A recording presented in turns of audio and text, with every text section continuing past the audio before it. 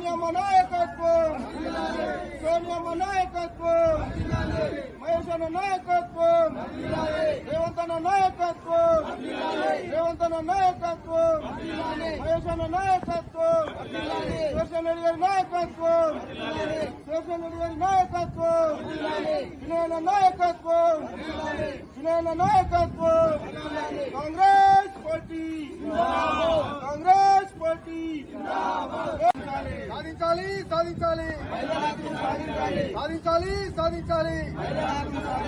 Congress party, Congress party, Revanth నాయకత్వం, రేవంత్ నాయకత్వం, రేవంత్ నాయకత్వం, మహేష్ నాయకత్వం, శేషన్ రెడ్డి గారి నాయకత్వం, వినయన గారి నాయకత్వం, కాంగ్రెస్ పార్టీ సాధిద్దాం, సాధిద్దాం, సాధిద్దాం, సాధిద్దాం, సాధిద్దాం, సాధిద్దాం.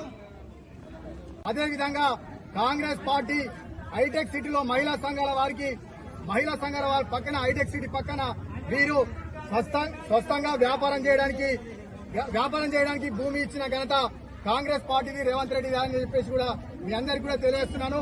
మహిళలకు ఇదే కాకుండా ఉచితాలే కాకుండా ఇటు సంక్షేమం, ఇటు అభివృద్ధిలో భాగంగా వీరిని స్వయం సహాయక సంఘాలు వ్యాపారాలు చేసుకోవడానికి ప్రతి ఒక్క వ్యాపార రంగంలో కాంగ్రెస్ పార్టీ, రేవంత్ రెడ్డి గారు వీరందరికీ కూడా ప్రోత్సహిస్తున్నారు.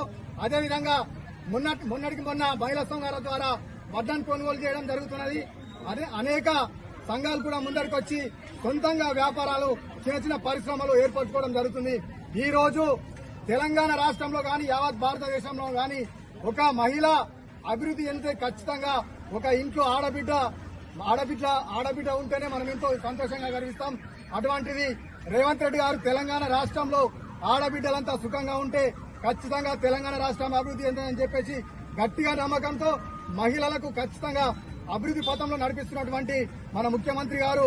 కావున మీరందరూ కూడా గమనించాలా, ఉచిత బస్సు ద్వారా ఎంతో మంది ప్రైవేటు ఉద్యోగులు, ఎంతో మంది పేదరికంలో ఉన్నవారు, ఎంతో మంది అసలు కాలేజీకి వెళ్లకుండా విద్యార్థులు ఉన్న వాళ్ళు చాలా మంది కూడా ఈ రోజు ఈ ఉచిత బస్సు ద్వారా మనకు లాభం చేకూర్చడం జరుగుతుంది.